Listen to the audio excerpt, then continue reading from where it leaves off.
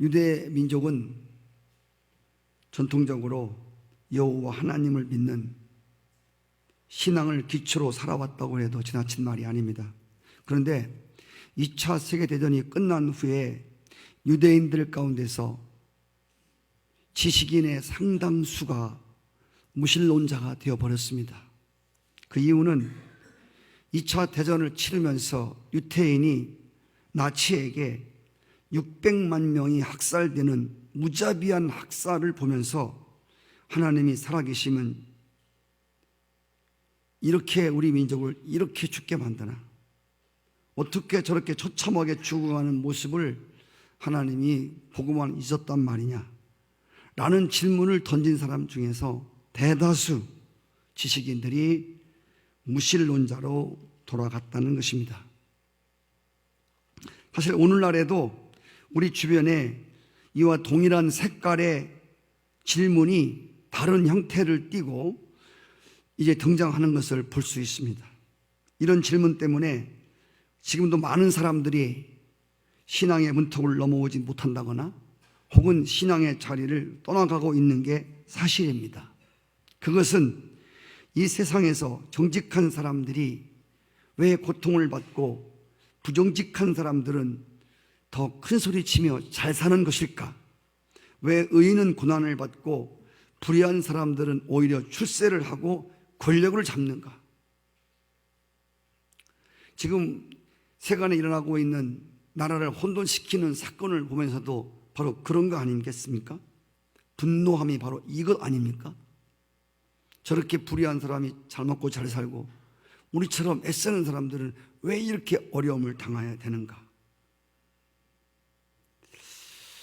믿음으로 살아가는 사람들이 세상에서 위축되어 가고 불신앙 가운데 살아가는 사람들은 더 길을 펴는 이유가 도대체 무엇일까? 하나님은 정말 살아계신 걸까? 살아계시다면 하나님은 의로운 분이신가? 이러한 질문을 던지며 하나님에 대한 회의를 품고 기독교를 떠나는 사람들을 어떻게 봐야 하는가? 때로 우리 중 어떤 사람들은 이렇게 기독교에 대한 하나님에 대한 회의와 포기가 정당하다고 하는 결론을 내리게 될지도 모르지만 우리가 이렇게 하나님에 대한 회의를 던지고 포기를 하고 돌아서기 전에 먼저 이런 결론을 내리려면 어떤 하나의 전제되는 어떤 것이 있어야 한다고 하는 것입니다. 그 전제가 뭐냐면 마지막 심판입니다. 마지막 심판. 이 마지막 심판이라고 하는 전제가 없다면 이 기독교에 대한 회의나 하나님은 살아계시지 않다고 하는 결론이 정당화될 수 없다는 것입니다. 과연 마지막 심판은 없는 것일까? 이렇게 그냥 불의한 사람들이 잘 먹고 잘 살고 의롭고 예수 믿고 착하게 살려는 사람들은 이렇게 어려움을 당하는 이런 이것이 그냥 끝이 될까? 아니면 하나님이 마지막 공정하게 심판하는 심판이 있는 것일까? 여러분, 어거스틴이라는 사람이 이런 말을 했습니다. 심판은 그릇된 역사를 교정하는 하나님의 손길이라고 했습니다. 이것은 종종 하나님께서 역사 속에 간섭하셔서 불의를 심판하시는 것을 말하는 것입니다. 우리가 그 사필규정이라는 말이 있어요. 사필규정? 이 사필규정이라는 말은 모든 것은 바른 대로 돌아간다는 뜻입니다. 사필규정이라는 뜻은 모든 것은 결국 올바른 것으로 돌아가게 된다. 모든 것은 다 정직한 곳으로 가게 되었다고 하는 거예요. 그래서 거짓말을 시키는 사람은 그 거짓말 때문에 자살하는 것 같지만 결국에는 그게 옳지 못하다고 하는 게 드러난다는 뜻입니다. 이런 하나님 역사 속에 간섭하셔서 악인을 심판하시고 의로운 자들을 세워주는 일들을 지금도 하고 계시지만 여전히 여전히 역사는 불공평하게 보이고 세상도 여전히 불공평하게 보이는 것들이 너무 많다는 것입니다. 그러나 분명한 한 가지는 반드시 마지막에 하나님의 심판이 있다는 겁니다. 저희 집 사람이 들 거예요. 예, 그렇게 목사님, 예? 조금만, 저희 사람은 열심히 해야 되거든요. 당신같이 열심히 살아야 되는데 조금 이렇게 쉬려고 하면 하나님 앞에 가봐요. 당신 늘 그런 소리를 합니다. 무서워 죽겠어요. 예. 하나님 앞에 가보라고. 응? 그래.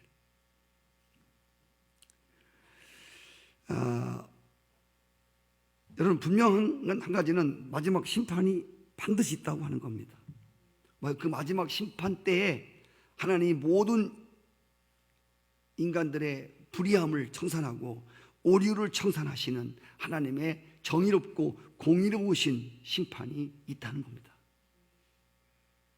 그 누가복음 18장에 나오는 재판장에게 낭망치 않고 계속 부르짖는 과부, 재판장에게 뭘 요구하냐면 공정하게 심판해달라. 공정하게 정의롭게 심판해달라는 거예요.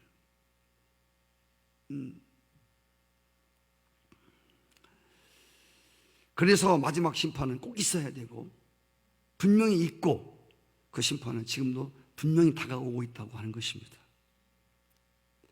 우리가 이 예수님을 정말 똑바로 믿은 사람하고 대충 믿은 사람하고 여러분 똑같이 하나님께 선다면 억울하지 않습니까? 이거는 상당히 공의롭지 못한 겁니다.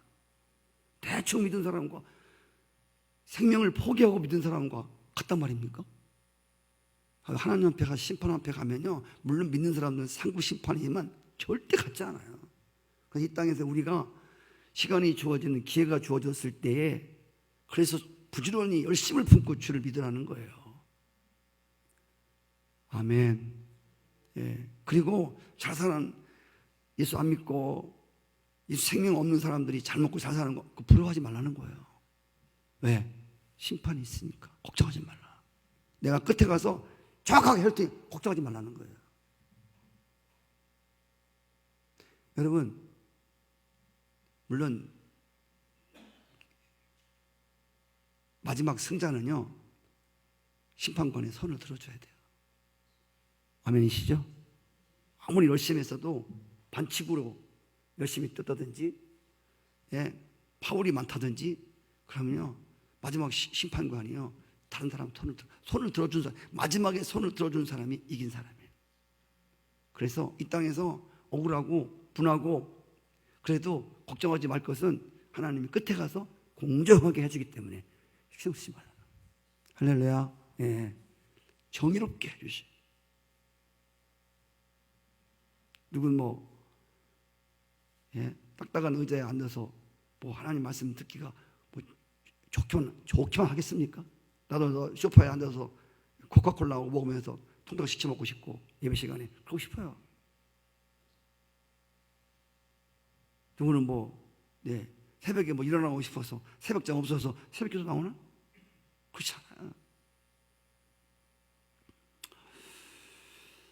오늘 말씀에 마지막 심판을 마지막 추수라는 낱말로 심판을 묘사하고 있습니다. 하나님 나라 비유장인 마태복음 13장에 보시면 여러 가지 비유가 있는데 거기 비유 중에서 알곡과 가라지의 비유가 있습니다. 예수님이 뿌린 씨는 알곡이고 마귀가 심은 원수가 심은 씨앗은 가라지인데 이 비유 중에서 종들이 주인에게 말합니다. 주인님, 가라지가 났네요. 저 가라지를 뽑을까요? 그러니까 그 주인이 뭐라고 말하냐면 내버려 두어라. 추수 때까지 그냥 두어라. 잘 보세요. 이제 둘 다 추수 때까지 알곡이나 가라지나 가만두라는 겁니다. 그러면서 추수 때에 주인이 추수꾼들에게 말합니다. 가라지는 먼저 거둬라. 다 불속에 집어넣어버리라. 그리고 곡식은 모아서 내 곡간에 넣으라 말씀합니다. 여기 보세요. 지금 우리는 세상 속에 악한 자와 선한 자와 불의한 자와 하나님 의롭게 칭함받은 사람이 같이 살고 있습니다. 세상에는 지금 알곡과 가라지가 섞여 살고 있습니다. 여기서 우리는 그냥 가라지들을 지금 싹 심판하는 것이 아니라 마지막 때까지 그냥 두는 거예요. 마지막 때까지 그냥 두고, 마지막 하나님의 심판대에 이걸 쫙 갈라버리는 거예요. 오늘 본문 말씀은 바로 그 추수 때가 왔다는 겁니다. 본문에 나타난 추수하는 주인이 어떤 모습으로 등장합니까? 오늘 14절에 보니까 내가 보니 흰 구름이 있고 구름 위에 사람의 아들 같은 이가 앉았는데, 구름을 타고 오실 주님이 심판을 위해서 이 땅 위에 임하신다는 말입니다. 예수님이 처음 세상에 오실 때에는 복음의 씨를 뿌리러 오셨습니다. 그리고 주님이 재림하시는 것은 추수하기 위해서 오신다고 하는 것입니다. 그분은 오늘 보니까 금면류관을 쓰고 앉았다고 했습니다. 금면류관은 영광스러운 왕을 나타내는 것입니다. 옛날에는 왕이 재판도 했고, 왕 노릇도 했습니다. 여기 머리에 금면류관을 쓰신 분은 재판장으로 오시는 만왕의 왕을 가리키는 것입니다. 근데 오늘 그분의 손에 추수하는 날카로운 낫을 가지고 있다는 것입니다. 오늘 예수님이 마지막 추수를 하는데, 이 마지막 심판이거든요. 근데 오늘 추수가 두 가지로 나와요. 하나는 알곡을 추수하는 장면, 또 하나는 잘 익은 포도송이를 추수하는 장면이 나옵니다. 여러분, 오늘 15절에 보시면 네가 낫을 휘둘러 거두라. 거둘 때가 이르러 땅에 곡식이 다 익었습니다. 이 첫 번째 추수입니다. 알곡 추수입니다. 곡식이 다 익어서 거두어 드리는 알곡 추수입니다. 이건 아름다운 추수입니다. 알곡을 창고에 넣기 위한 추수입니다. 이 곡식은 예수 믿고 구원받은 백성들을 가리킵니다. 하나님께서 이들을 천국 창고에 거두어 드리기 위해서 마지막 추수 심판이 있다는 것입니다. 예수님께서 이 추수에 대해서 마태복음 23장 4장 30절 31절에 이렇게 말했습니다. 그때에 인자의 징조가 하늘에서 보이겠고, 그때에 땅의 모든 족속들이 통곡하며 그들이 인자가 구름을 타고 능력과 큰 영광으로 오는 것을 보리라. 저가 큰 나팔 소리와 함께 천사들을 보내리니 저희가 그 택하신 자들을 하늘 이 끝에서 저 끝까지 사방에서 모으리라. 재림하시는 주님이 마지막 추수를 위해서 천사들을 일꾼으로 부르십니다. 그래서 이 천사들을 통해서 하늘 이 끝에 저 끝까지 사방에서 모으는 일을 하십니다. 여기 모아지는 곡식, 좋은 곡식, 이 추수할 곡식은 누구를 가리키냐면, 마태복음 3장 여러분 12절에 보시면 손에 키를 들고 자기의 타작마당을 정하게 하사 알곡은 모아 곳간에 들이고 쭉정이는 꺼지지 않는 불에 태운다는 말이 있습니다. 여기 곳간에 모아들이는 곡식, 이 알곡은 예수 믿고 예수님 앞에 나온 사람들을 가리킵니다. 알곡과 쭉정이의 차이는 뭐냐면, 회개하고 주님 앞에 나온 사람들과 회개하지 않은 사람들을 가리킵니다. 근데 마태복음 3장 11절에 보면 세례 요한이 내 뒤에 오시는 이는 성령으로, 불과 성령으로 세례를 베풀 것이다. 이 알곡이라고 하는 것은 성령의 역사를 통해 거듭난 사람들을 가리킵니다. 요한복음 3장에 보면 누가 나오죠? 니고데모가 나옵니다. 니고데모가 예수님께 왔을 때에 예수님이 이렇게 말씀하셨습니다. 진실로 진실로 이르노니 사람이 거듭나지 않으면, 중생하지 않으면 하나님 나라에 들어갈 수 없다. 여러분, 어떻게 거듭날 수 있습니까? 육으로 난 것은 육이고 영으로 난 것은 영이라고 그랬습니다. 이 말은 성령의 사역 없이는 아무도 거듭날 수가 없다는 것입니다. 성령님의 사역을 통해서만 참으로 예수 그리스도를 구세주와 주님으로 믿고 거듭난 사람이 될 수 있다는 것입니다. 성령으로 거듭난 사람들, 그들만 참 생명을 가진 알곡들입니다. 그들만 마지막 날에 천국 창구에 거두어 드린다는 것입니다. 여기 예수님께서 말씀하셨던 여기 니고데모는 예수님을 만나기 전에 하나님을 잘 믿던 사람이었습니다. 유대인이었고 바리새인이었습니다. 다른 사람들에게 하나님의 말씀을 가르치는 선생님이었습니다. 그런데 그는 매우 종교적이기는 했지만 거듭나지 못한 사람이었습니다. 이 말씀은 무슨 말씀? 오늘날 교회에 출석하기는 하지만 참으로 성령님을 통해 거듭나지 못한 사람들이 있을 수 있다는 말입니다. 그들은 마지막 날 알곡 추수에 참여할 수가 없습니다. 이 얼마나 커다란 불행입니까? 가장 불행한 사람은 교회에 다니다가 심판받는 사람들입니다. 교회에 다녔는데 형벌받는 사람이 가장 억울한 사람이라고 늘 말씀드리지 않습니까?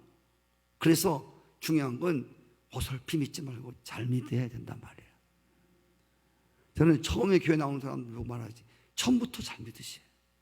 가다가 잘 믿는 게 아니라 처음부터 잘 믿어 생각을 하고 여러분 믿으셔야 돼요. 그래서 적당히 믿어, 대충 믿어도 되는 게 아니고 잘 믿어야 되고 정확히 믿어야 돼요.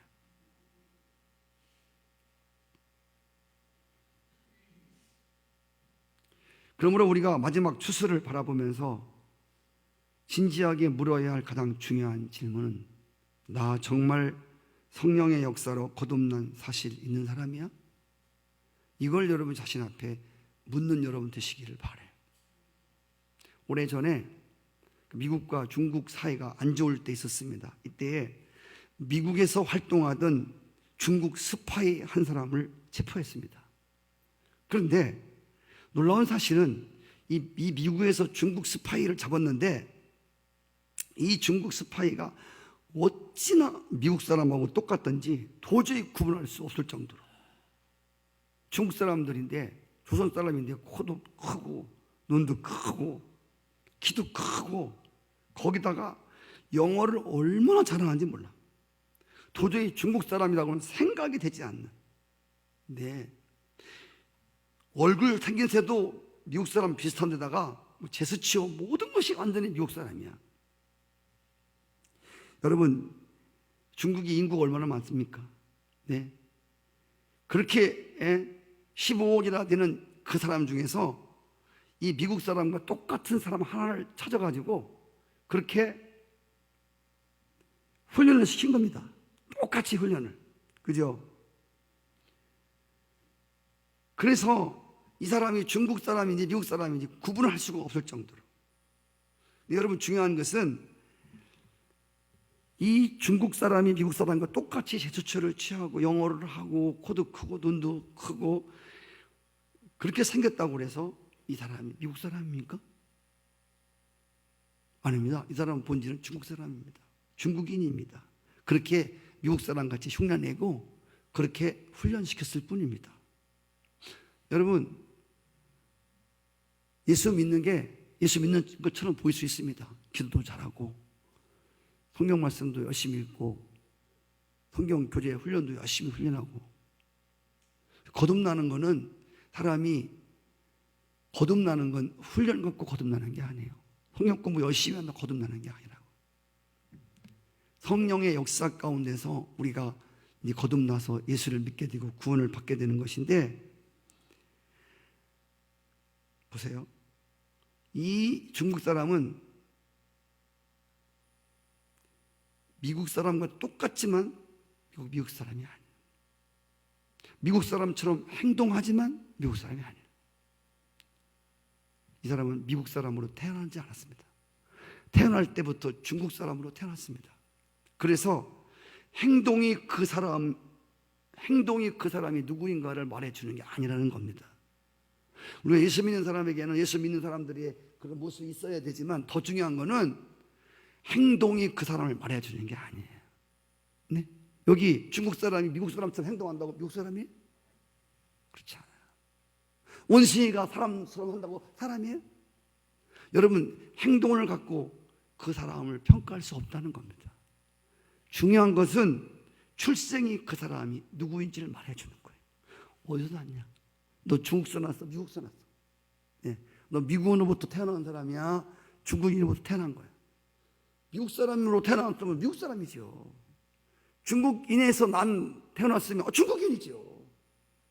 그가 미국에서 태어났을지라도 그건 중국인이에요. 네? 이게 무슨 소리인지 아세요? 출생인 그 사람을 말해주는 거예요. 우리가 예수님으로 하여금 거듭났다, 예수님으로 다시 출생한 사람들이라만 예수 믿는 사람을 믿습니다. 그래서 이 거듭나는 거예요. 2번 나는 거예요. 예수님으로 다시 출생한다는 뜻이 구원받았다, 중생했다, 거듭났다는 뜻 아닙니까? 할렐루야. 예수님으로 말미암아 새롭게 난 적이 없는 사람은 절대로 하나님 나라 사람이 아닙니다. 아멘이시죠? 목사도 속을 수가 있습니다. 목사도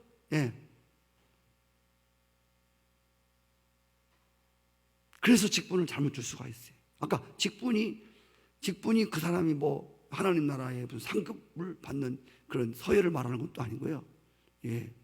직분은 교회 일을 하기 위해서, 하나님 일을 하기 위해서 직분을 주는 거 아닙니까? 비슷하게 모방을 했을 뿐이지 그 본질은 중국 사람이라 그 말입니다.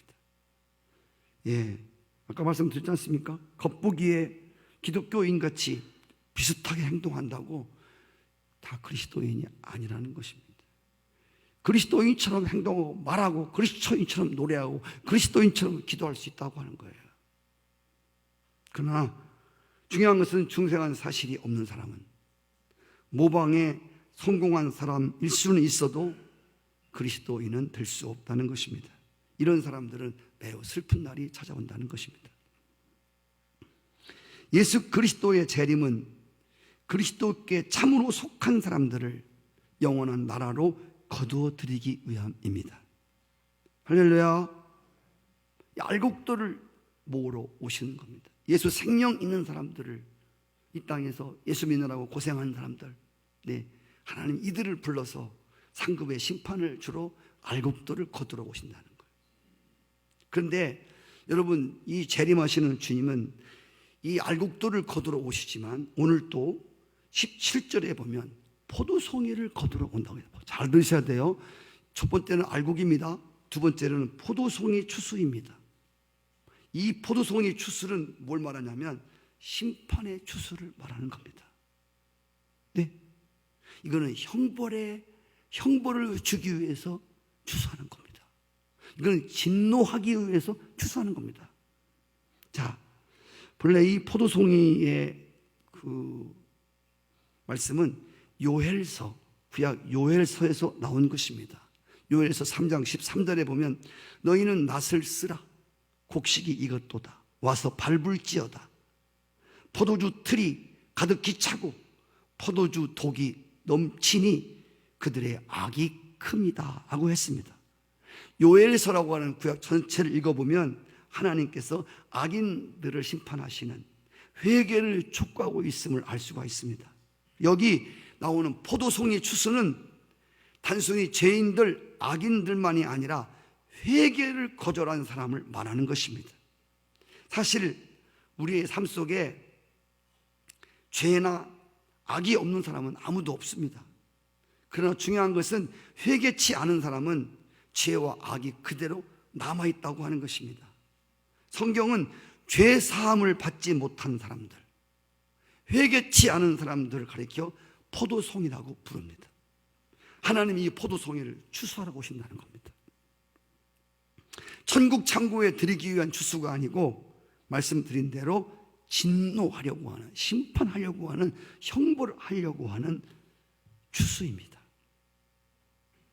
이 포도송이를 거두시는 주님의 모습을 보십시오.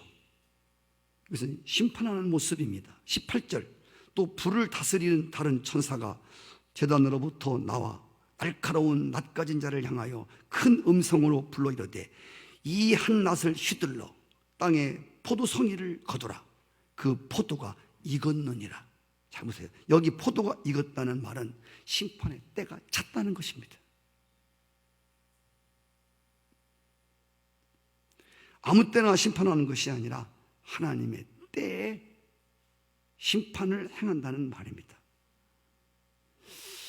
여러분, 여기 하나님의 심판의 때에 관해서 재미나는 구절 하나가 있습니다. 창세기 15장 16절에 보세요. 내 자손은 4대 만에 이 땅으로 돌아오리니 이는 아모리 족속의 죄악이 아직 가득 차지 아니함이니라 하시더라.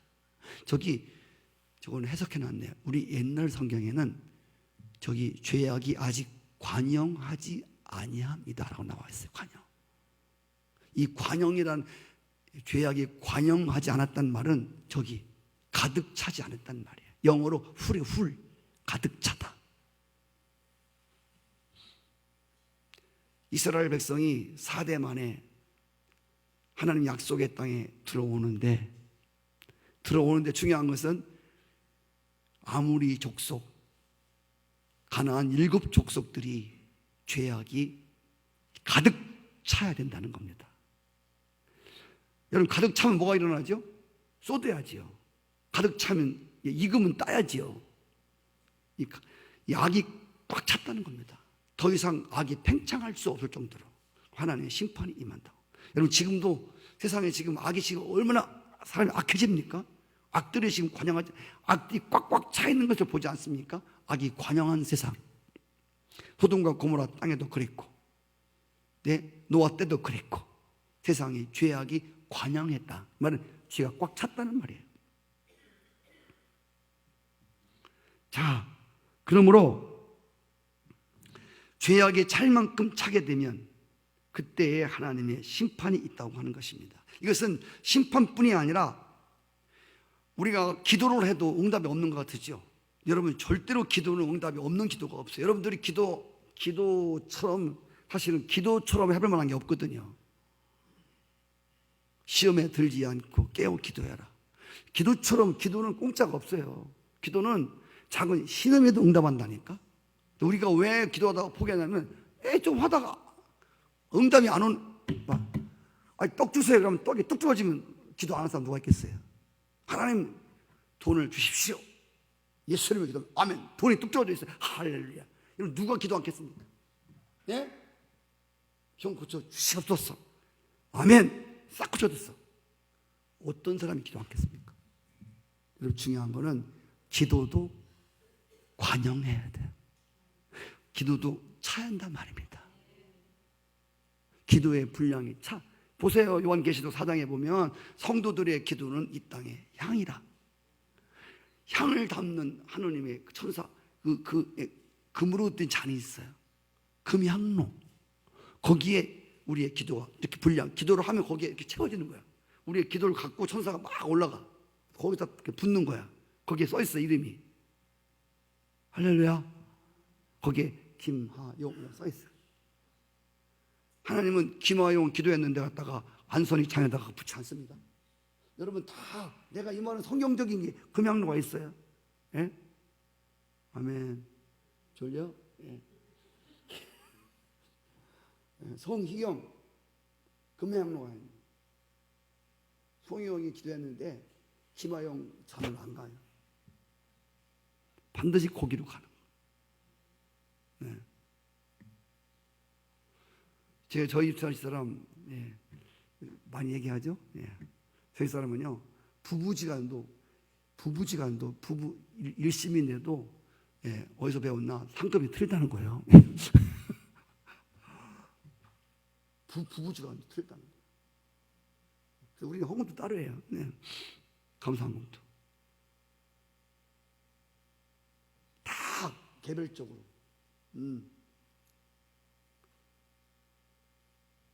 근데 제가 오늘 드리고 싶은 말씀은 뭐냐면, 기도도 마찬가지고, 그래서 여러분 기도하다가 낙심하지 말 것은, 잔도 안 찼는데 어떻게 봅니까?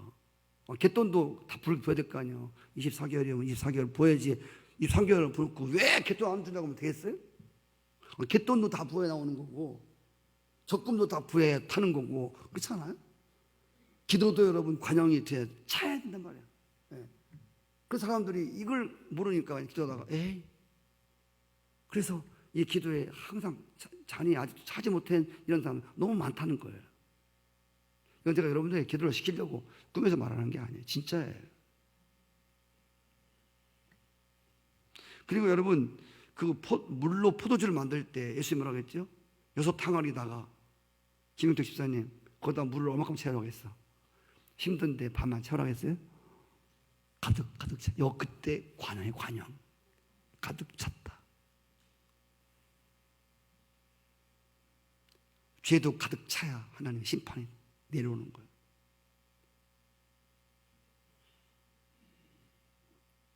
익을 때까지 그냥 두라는 거야. 성도 여러분, 한 사람이든 개인이든 한 민족이든 하나님께서 그들의 죄악을 심판하시기 전에 회개할 기회를 주십니다. 이 회개할 기회에 회개는 하지 않고 자꾸만 악을 쌉니다. 악을 싸. 회개해서 구원받을 수 있는 기회를 열어주었는데 회개하지는 않고 계속 악을 쌓는 거야. 악을 계속 쌓아. 또 쌓아. 또 쌓아. 은혜 위에 은혜가 아니라 악 위에 악, 죄 위에 죄를 더 짓는 거야. 계속. 이제 모든 악인들의 죄악을 심판할 때가 온 것입니다. 그래서 하나님은 포도송이를 거두라는 겁니다. 포도가 익었다는 것입니다. 오늘 하나님이 어떤 식으로 심판할 것인지 19절 말씀에 나와 있습니다. 천사가 낫을 휘둘러 땅에 포도를 거두어 하나님의 진노의 큰 포도주 틀에 던졌다. 진노의 틀입니다. 하나님 형벌의 틀입니다. 던지니까 거기서 포도즙을 짜는 데다가 갖다 포도를 확 던져버린 거예요. 익은 거. 이게 익으니까 얼마나 그게 막 포도즙이 막 내려오는 거야. 포도 가운데 물렁물렁한 포도 얼마나 잘 짜집니까? 쫙 누르니까 피같이 막 포도가 쫙 터지는 거야. 이거는 하나님의 심판을 말하는 겁니다. 마지막 날에 악인들이 받을 처절한 피튀기는 마지막 심판을 상징적으로 보여준 거예요. 그리고 오늘 말씀해 보니까 성 밖에서 심판을 받는다고 기록되어 있습니다. 성 밖에서. 예루살렘 성 밖에서. 여러분, 예루살렘 성 밖에는 누가 나갑니까? 저주받은 자들, 문둥이들. 성 밖이라고 하는 것은 하나님께 버림받은 사람들을 말하고 있는 것입니다. 예수님도 하나님께 버림받아서 십자가에 달리실 때 성 밖에 나가 죽으셨어요. 여러분, 하나님께 버림받는다고 하는 것, 이것은 생애 최대의 저주입니다. 아까 낮 시간에 제가 말씀을 드렸죠. 계속 아무리 잘 살고 아무리 잘 먹고 권세 있고 대통령이고 뭐 이대를 나왔고 뭐 아무리 학벌 좋고 그래도 마지막에 하나님의 진노의 틀에 쏟아붓는 포도송이라면 인간으로 태어난 것을 이를 갈며 후회한다고 했죠.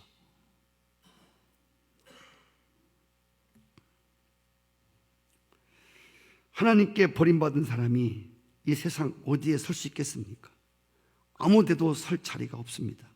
예수님께서 이 마지막 알곡과 이 포도송이 추수를 어떻게 묘사했냐면 마태복음 13장 41절부터 인자가 그 천사들을 보내리니 저희가 그 나라에서 모든 넘어지게 하는 것과 불법을 행하는 자들을 거두어 내어 풀무불에 던져 넣으리니 거기서 슬피 울며 이를 갈미 있으리라. 그때 의인들은 자기 아버지의 나라에서 해와 같이 빛나리라. 귀 있는 자는 들을지어다. 할렐루야. 여러분, 마지막이 있습니다. 걱정하지 마세요. 마지막에 불법을 행하고 불의를 행하면서 떵떵거리는 사람들 하나님이 끝에 가서 모조리 다 심판한다는 거예요. 걱정하지 마요. 그리고 의인들은 그 나라에서 해같이 빛나리라. 아멘 하면 좋겠네요. 자신 없으세요? 그 나라에서 해같이 빛날 자신 없으세요? 아멘. 그래서 우리가 여기서 오늘 마지막 결론으로 중요한 질문을 던져야 할 게 뭐냐면 나는 알곡인가 포도송이인가? 고린도후서 13장 5절 같이 읽죠. 시작. 너희가 믿음에 있는가? 너희 자신을 시험하고 너희 자신을 확정하라. 예수 그리스도께서 너희 안에 계신 줄을 너희가 스스로 알지 못하느냐? 그렇지 않으면 너희가 버려운 자니라. 여러분 안에 정말 주님이 계시냐 그 말이에요. 여러분이 주님 안에 계시고 주님이 진짜 내 안에 있는가? 너 믿음으로 확정해봐라. 아니면 너 예수님이 없는 것 같으면 너는 버려온 사람이다. 너 포도송이야. 이런 말입니다. 하나님이 살아계시다고 하는 것이 확실치 않으면 버려온 자라고 말합니다. 마지막, 그럼 우리 주변에 있는, 나는 알곡이라면 내 주변에 있는 포도송이를 어떻게 할 거예요? 네? 지금 점점 죄가 차고 있는 이 마지막 이 추수의 심판에 들어갈 이 포도송이를 어떻게 할 거예요? 그날에 주님의 진노의 틀에 피튀기는 그 비참한 인간으로 태어나서 이를 갈아야 하는 인간으로 태어난 것을 이처럼 후회하며 통곡하며 슬피 울릴 자들에 대해서는 어떻게 하겠냐 말이에요. 여러분, 마지막 추수 때가 오기 전에 포도송이와 같은 이웃들에게 희망이 없는 것은 아니라는 것입니다. 그들에게 복음을 전해서 예수 믿고 거듭나게 할 수 있습니다. 할렐루야. 이게 진짜 마지막 소망입니다. 저는 오늘 사실 추수감사절 날 한 사람 전도해 보자고 했는데 제가 사실 큰 기대를 걸지 않았어요. 네, 뭐 그렇게 큰 여러분에게 기대를 걸지 않았어요. 제가 주님이 오게 하시는 한 사람이라도 오겠지 그랬어요. 저는 근데 제가 한 사람 딱 찍은 사람이 있거든요. 그 사람이 오늘 안 온 거예요. 네, 저는 그 사람, 제가 오늘 지금 계속 하루 종일 뭐를 제가 생각하고 있냐면, 여러분, 이렇게 우리가 뭐 작정하고 뭘 하고 기도하고 그래도 이게 한 사람을 여러분 귀히 여겨야 될 것은 그 사람이 여러분 마음이 맞든지 안 맞든지 하나님 믿으러 온 사람들은 다 귀한 사람들이에요. 크게 아멘 해보세요. 귀한 두 가지 원인이 있어요. 하나는요, 성경에 그랬잖아요. 한 영혼이 구원받고 예수 믿는 게 천하보다 귀하다. 한 영혼이 예수 믿고 돌아오는 건 천하보다 귀한 거예요. 그래서 여러분, 한 영혼이 귀하게 여겨야 돼. 할렐루야. 나도 귀하지만 너도 귀해. 우리가 다 귀하단 말이에요. 그리고 가장 중요한 게 뭐냐면 한 영혼이 예수 믿으러 오는 게 얼마나 어려운지 보세요. 여러분, 올 한 해 동안 예수 믿으면서 한 영혼 내 손에 붙들려서 하나님 찾는 영혼이 돌아오지 못하는 거 보셨죠? 1년뿐이 아니라 10년 가도 한 사람도 못 데렸고는 우리의 모습 봤죠. 그러니 자기 발로 예수 믿겠다고 다른 사람의 손에 이끌려온 사람이 얼마나 귀하냐고요. 아멘이시죠? 나 10년 동안 3년 동안 5년 동안 한 사람 못 데리고 오는데 예수 믿으라고 온 사람이, 그 사람이 누구든 가난하든 내 마음에 들든 안 들든 간에 그 사람이 뭐 어쨌든 간에 내 스타일이 아니든 간에 예수 믿으러 온 사람이 얼마나 귀하냐는 거예요. 주님이 오늘 종일 그거 나한테 알게 하시는 거예요. 너 봐라. 야, 너 한 사람이 얼마나 중요해. 한 영혼이 얼마나 중요해. 봐라. 한 사람이 예수 믿으러 교회 나오는 게 이처럼 어려운 거다. 응? 작정하고 기도하고 왜? 다 온다고 그랬지. 오는 사람 물었더니 아침에 가자고 하니까 안 간대요. 그러는 거예요. 제가 기도를 얼마나 많이 했는데. 이 말은 더 기도하지 못한다. 한 영혼이 돌아오는 게 이렇게 힘든 거구나. 그래서 하나님께 나온 한 영혼 정말 그 영혼들이 예수 믿어서 알고 되기까지 우리가 그 영혼들을 계속 케어하고 계속 돌보아야 돼요. 할렐루야. 교회 데리고 가서 그냥 했다고 끝난 게 아니에요. 계속 돌보셔야 돼요. 예. 얼마나 제가 이런 얘기를 해드려야 되나? 여러분, 한병숙 권사님 기도 많이 해주셔야 돼요. 제가요, 우리 집사람하고 갔잖아요. 어제 신방도 하러. 그랬더니 완전히 사단이 뒤집어 씌웠어요. 들어넣어서 가시체 치료를 한대. 가시체, 마귀가 속삭인 것 같아요. 여러분, 마귀의 이불을 뒤집었어요.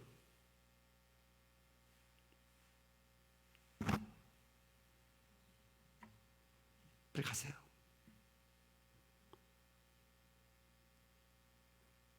수군대지 마시고, 여러분, 정말 안타깝게 짝이 없어요.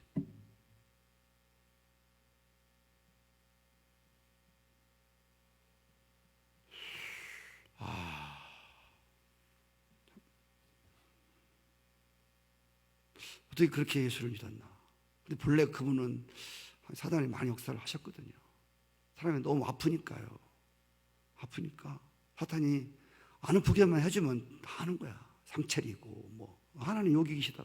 방석 3개 놓고 하나님 여기 계시대. 진짜 딱 하잖아요.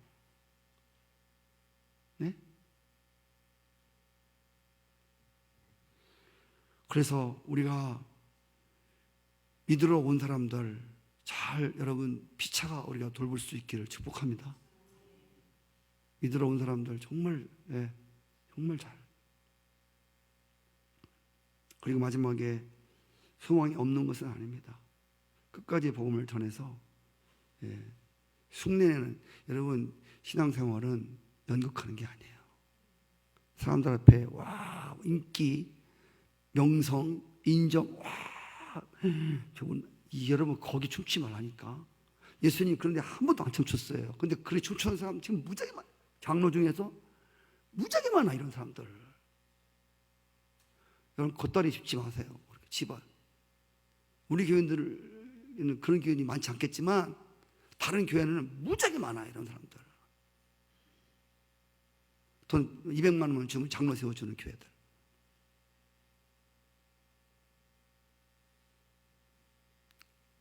그런 게 어디 있어요 성경에. 물론 장로로서 책임을 갖게 하는 건 좋지만 돈 가지고 장로하는 건 아니잖아요. 이건 장난하는 거지. 하나님 언제 그렇게 했어요? 그럼 돈 없는 사람은 장로 못 되겠네?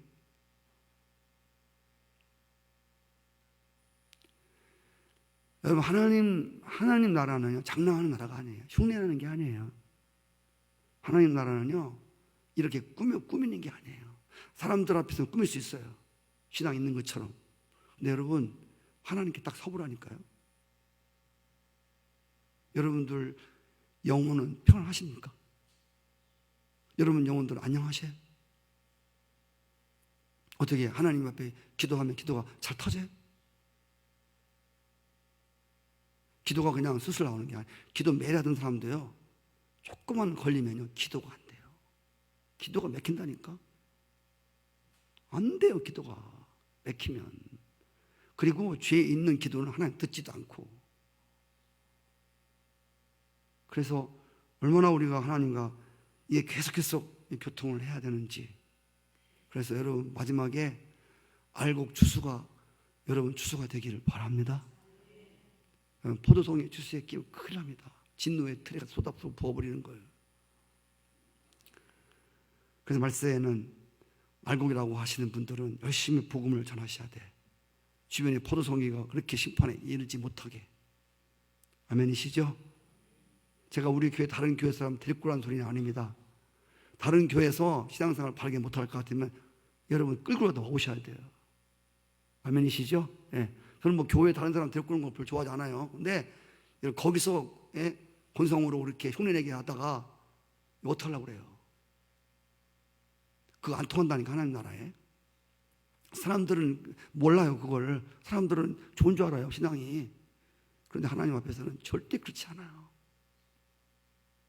그래서 이 상황이 끝이 나고 역사의 막이 내려지는 그날에 우리가 이웃에게 포도송이와 같은 사람들을 전도해서 정말 영원한 나라에 들어가서 주님과 함께 해처럼 빛나는 영광의 삶을 사는 여러분과 제가 됐으면 좋겠습니다. 오늘 추수감사절이라 추수에 대한 이야기를 함께 나누었습니다.